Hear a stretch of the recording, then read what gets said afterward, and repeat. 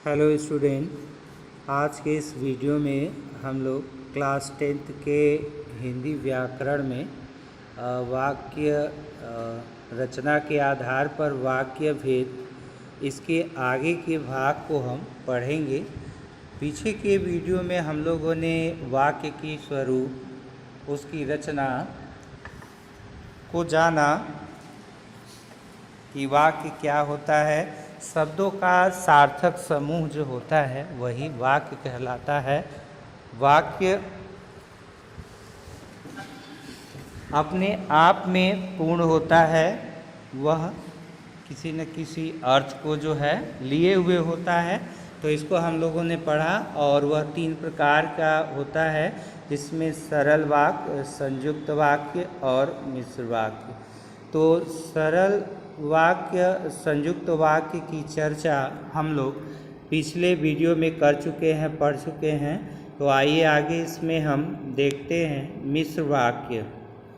मिश्र वाक्य का क्या कह रहा है कि जिस वाक्य में एक प्रधान उपवाक्य और दूसरा आश्रित उपवाक्य होता है, ऐसा वाक्य मिश्र वाक्य कहलाता है। देखिए, कह रहा है कि इस वाक्य में एक प्रधान उपवाक्य और दूसरा जो है वो आश्रित उपवाक्य होता है। यानी एक वाक्य जो है वह दूसरे वाक्य पर डिपेंड होता है, निर्भर होता है, आश्रित होता है। यानी एक के होने पर ही दूसरे का होना निर्भर करता है। जैसे तुम ही कह रहे थे कि परीक्षा की तिथि बदल गई है। मैंने वह घोड़ा बेच दिया है जिसने तुम्हें लात मारी थी। तुम भी उधर चले जाओ जिधर तुम्हारा भाई गया। तो तुम ही कह रहे थे कि परीक्षा की तिथि बदल गई। परीक्षा की तिथि बदल गई है कि तुम ही कह रहे थे। कौन कह रहा था? तुम ही कह रहे थे। और मैंने वह घोड़ा बेच दिया है जिसने तुम्हें लात मारी थी। लात किसने मारी थी? उस घोड़े ने। और उस घोड़े को क्या किया गया है? बेच दिया गया है। ऊपर के तीनों वाक्यों में ये रेखांकित वाक्य प्रधान उपवाक्य हैं। वाक्य जो है वो प्रधान उपवाक्य हैं और दूसरे आश्रित उपवाक्य हैं। जैसे प्रथम वाक्य में तुम ही कह रहे थे प्रधान उपवाक्य तथा परीक्षा की तिथि बदल गई है, आश्रित उपवाक्य, तथा दूसरे वाक्य में मैंने वह घोड़ा बेच दिया है, प्रधान उपवाक्य है, और जिसने तुम्हें लात मारी थी, आश्रित उपवाक्य है, तथा तीसरे वाक्य में तुम भी उधर चले जाओ, प्रधान उपवाक्य, तथा जिधर तुम्हारा भाई गया है, आश्रित उपवाक्य है। अतः ये मिश्र वाक्य हैं। अर्थात यानी इसमें एक वाक्य का होना दूसरे पर निर्भर करता है। मुख्य वाक्य पर उपवाक्य जो है विशेष क्या दिया है? देखिए, अधिकतर इन वाक्यों में एक प्रधान उपवाक्य और एक अथवा अधिक आश्रित उपवाक्य होते हैं। एक अथवा अधिक उपवाक्य आश्रित होते हैं। प्रधान वाक्य की पुष्टि, समर्थन, विस्तार या स्पष्टता के लिए ही आश्रित उपवाक्य का समावेश किया जाता है। अब आइए हम इसमें पढ़ते हैं वाक्यों की संरचना। वाक्यों की संरचना हमने अभी पढ़ा कि रचना की दृष्टि से वाक्यों के 3 प्रकार होते हैं। कौन कौन? सरल, संयुक्त और मिश्र वाक्य। अब हम इनकी संरचना के विषय में चर्चा करेंगे। सरल वाक्यों की संरचना। सरल वाक्य की संरचना कैसी होती है? सरल वाक्य एक छोटा और संक्षिप्त वाक्य होता है।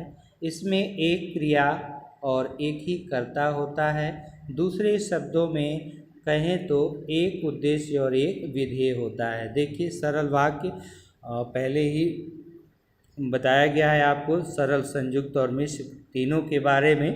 तो सरल वाक्य हम उसको कहते हैं जिसमें एक उद्देश्य, एक विधेय और एक ही क्रिया होती है। और ऐसे वाक्य हैं, देखिए, बाल गोविंद भगत खजड़ी बजाया करते। जानी निबंध लिख रहा है, क्या तुम प्रतिदिन विद्यालय जाते हो? हवलदार साहब ने पान खाया। इन सभी वाक्यों में बाल गोविंद भगत, जानी, तुम और हवलदार साहब कर्ता अथवा उद्देश्य हैं। शेष वाक्य विधेय हैं। उद्देश्य और विधेय के बारे में हम लोगों ने पढ़ा है कि उद्देश्य किसको कहते हैं और विधेय कहते हैं। जैसे आप अंग्रेजी में सब्जेक्ट एंड प्रेडिकेट पढ़ते हैं तो उद्देश्य वो होता है जिसके विषय में वाक्य में कुछ कहा जाता है, बताया जाता है, उसको हम उद्देश्य कहते हैं। और उद्देश्य के विषय में जो कुछ कहा जाता है, जो बातें बताई जाती हैं, उसको हम विधेय कहते हैं। देखिए, यदि सरल वाक्य के कर्ता में विशेषण जुड़े हों या कर्ता के विस्तार सूचक अन्य शब्द हों तो उन्हें भी कर्ता के लिए ही माना जाना चाहिए। देखिए, यहाँ पर क्या बता रहा है आपको कि उद्देश्य का विस्तार और विधेय का विस्तार। तो उद्देश्य का विस्तार, विधेय का विस्तार दोनों के विशेषण होते हैं, विशेषण या विशेषण पदबंध होते हैं। जैसे हम एक सेंटेंस ले लें कि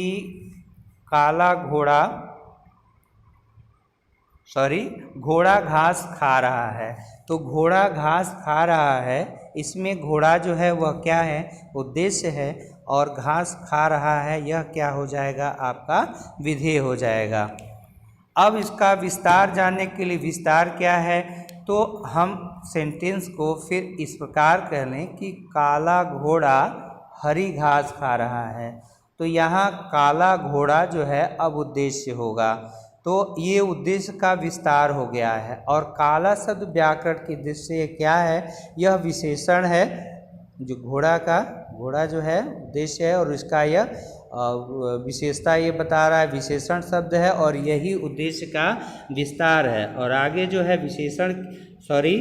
विधेय के विस्तार में, जैसे घास खा रहा है तो हरी घास खा रहा है, तो हरी क्या हो जाएगा? घास का विस्तार हो जाएगा, यानी विधेय का विस्तार हो जाएगा। तो यही यहाँ पर आपको बताया है। आइए देखते हैं इसमें क्या दिया है। जैसे पहला सेंटेंस दिया है, लाल हरे पीले रंग बिरंगे पक्षी उड़ते हैं। अब देखिए, यहाँ पर पक्षी उड़ते हैं, लेकिन अब लाल हरे पीले रंग बिरंगे पक्षी उड़ते हैं, ये सब जो विस्तार हो जाएंगे। लाल हरे पीले रंग बिरंगे किसके विस्तार होंगे? उद्देश्य के। यहाँ उद्देश्य कौन है? सब्जेक्ट कौन है? तो वो पक्षी है। और विधेय कौन है? उड़ते हैं, कि पक्षी के बारे में कहा जा रहा है कि पक्षी उड़ते हैं। तो पक्षी उड़ते हैं यह विधेय है। और लाल हरे पीले रंग बिरंगे पक्षी यानी उद्देश्य के विस्तार हैं। स्कूल से थका हारा आया जानी निबंध लिख रहा है।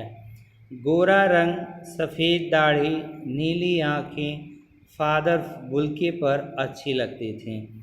इन वाक्यों में लाल हरे पीले रंग बिरंगे शब्द कर्ता का विस्तार है, परंतु कर्ता पक्षी ही है, अतः इनका अंतर्भाव पक्षी में ही हो जाएगा। वाक्य सरल ही रहेगा। इसी प्रकार दूसरे वाक्य में जानी से पूर्व आए पद जानी की ही स्थिति बता रहे हैं। ध्यान रहे, लिखने वाला कर्ता जानी ही है, शेष कर्ता का विस्तार ही कहा जाएगा। इसी प्रकार फादर बुल्के से पूर्व लगे शब्द कर्ता के विस्तार हैं। ग देखें, यदि सरल वाक्य में आने वाली क्रिया अकर्मक होगी यानी कर्म रहित होगी। अकर्मक, देखिए अ का अर्थ होता है रहित, यानी बिना कर्म के जो क्रिया होगी। कह रहे हैं कि आने वाली क्रिया अगर अकर्मक होगी तो वाक्य में कर्म नहीं होगा। जैसे सीता रो पड़ी, विक्की सो गया, नाना साहब बैठे थे, बुल्के की मौत रुला गई। देखिए, इन वाक्यों में कर्म नहीं है, अतः कर्ता सीता, विक्की, नवाब साहब, बुल्के के अतिरिक्त शेष वाक्य विधेय कहलाएगा। घ, यदि सरल वाक्य में आने वाली क्रिया सकर्मक होगी तो कर्म भी होगा, परंतु अपवाद स्वरूप कर्म छिपा भी हो सकता है। जैसे रुचिका लिखती है, क्या लिखती है, एक कर्म छिपा हुआ है। अक्षय पत्र लिखता है तो कर्म गोचर है, यानी दिख रहा है। क्या है भाई, पत्र है। अक्षय लिखता है, क्या लिखता है, पत्र लिखता है।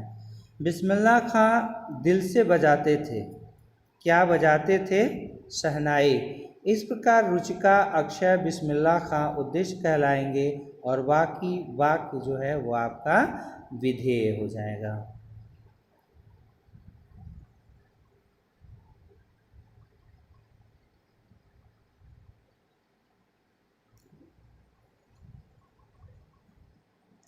देखिए इसमें कह रहा है कि वाक्य सरल ही संयुक्त है, सरल नहीं संयुक्त है, परंतु कर्ता एक ही होने व योजक का अभाव होने के कारण वाक्य सरल ही होगा।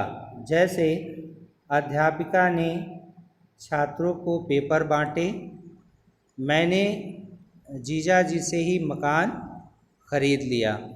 इन दोनों वाक्यों में अध्यापिका ने और मैंने कर्ता है, उद्देश्य है, अतः वाक्य सरल ही होगा।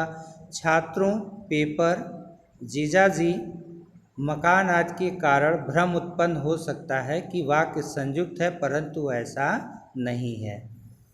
अब दूसरा देखें, संयुक्त वाक्यों की संरचना। ये तो संरचना थी आपके सरल वाक्यों की कि सरल वाक्य आपके किस किस प्रकार के हो सकते हैं। तो अब हम देखेंगे किसके संयुक्त वाक्यों की संरचना को। दो सरल वाक्य एक योजक द्वारा जुड़कर संयुक्त वाक्य कहलाते हैं। जैसे देखिए, दो सरल वाक्य एक योजक द्वारा या समुच्चय बोधक द्वारा आपस में जुड़े होते हैं, उनको ही हम संयुक्त वाक्य कहते हैं। विक्की भोजन करता है और रिक्की भी भोजन करता है। यहाँ पर देखिए, विक्की भोजन करता है अलग सेंटेंस है, रिक्की भी भोजन करता है अलग सेंटेंस है, लेकिन दोनों आपस में जुड़ गए हैं। किसके माध्यम से जुड़े हैं, और से। तुम घर से निकले और दिनेश आ गया। यहाँ दो वाक्य और योजक से जुड़े हुए हैं, यानी संयुक्त वाक्य में दो वाक्य आपस में योजक या समुच्चय बोधक के माध्यम से आपस में जुड़े हुए रहते हैं। कभी कभी कारण कार्य संबंध भी रहता है। जैसे सुरभि देर से उठी इसलिए विद्यालय न जा सकी। कारण सुरभि का देर से उठना और कार्य विद्यालय न जा सकना। कभी कभी वाक्य के दो अलग अलग कर्ता अलग अलग कार्य कर रहे होते हैं। जैसे अक्षय पढ़ रहा है और युविका लिख रही है। बात को स्पष्ट करने के लिए भी संयुक्त वाक्य का प्रयोग किया जाता है। जैसे उदयंत को अचानक जाना पड़ा, परंतु वह जल्दी ही लौटेगा। चेतावनी देने के लिए भी संयुक्त वाक्य का प्रयोग होता है। जैसे तुम्हें यहाँ से जाना ही पड़ेगा वरना मुझे पुलिस बुलानी होगी। यानी चेतावनी देने के लिए भी संयुक्त वाक्य का ही प्रयोग होता है। तो ये संयुक्त वाक्य की संरचना थी। अब हम देखें मिश्र वाक्यों की संरचना को। मिश्र अर्थात मिले जुले। जिस वाक्य में एक साधारण वाक्य हो और अन्य वाक्य उसके अधीन हो उसे मिश्र वाक्य कहते हैं। पारिभाषिक शब्दों में एक वाक्य तो स्वतंत्र होता है और शेष वाक्य उस मुख्य या प्रधान वाक्य के अधीन या आश्रित होते हैं। जैसे पिता के अधीन उसके बच्चे, परिवार आदि। स्वतंत्र उपवाक्य को प्रधान उपवाक्य भी कहते हैं। जैसे यहाँ पर देखिए, प्रधान उपवाक्य और आश्रित उपवाक्य यहाँ पर दिए हुए हैं। उसने वही कार खरीदी जो उसके मित्र के पास थी। उसका कोई कुछ बिगाड़ नहीं सकता जो व्यक्ति ईमानदार होता है। किसका कोई कुछ नहीं बिगाड़ सकता? जो व्यक्ति ईमानदार होता है उसका कोई कुछ बिगाड़ नहीं सकता। आमिर ने मुख्यमंत्री से कहा कि वह झुकने को तैयार नहीं है। वह चाहता तो मेरी मदद कर सकता था, पर फिर भी उसने कुछ न किया। मिश्र वाक्यों में आश्रित उपवाक्य जब तब, जैसा, तो, अगर, तो, जो, कि, चाहे आदि समुच्चय बोधक अवयवों से जुड़े रहते हैं। उदाहरण के लिए ऊपर के वाक्य आप देख लें। मिश्र वाक्यों में मुख्य उद्देश्य और मुख्य विधेय के अतिरिक्त एक या अधिक समापिका क्रियाएं आ सकती हैं। जैसे, ऐसा कौन व्यक्ति होगा जो भारत के प्रधानमंत्री का नाम न जानता हो। जैसे ही गिलास नीचे गिरा वैसे ही टूट गया। इन वाक्यों में एक से अधिक क्रियाओं का प्रयोग हुआ है।